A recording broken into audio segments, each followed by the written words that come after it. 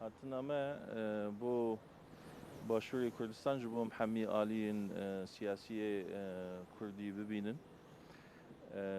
وەم دixwazin yani me bernameyekî xwe berfirê daniye ji ber ku aniha qonaxa Kurdistan têrê derbas dibe hem li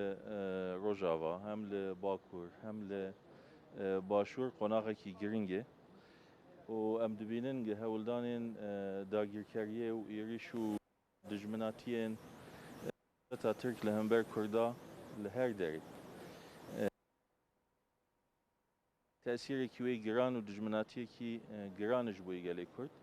pêwîstî bi hîn bêtir helwesta Kurdî ji hev ve nêzik be yek be li dijî dagirkeriyê be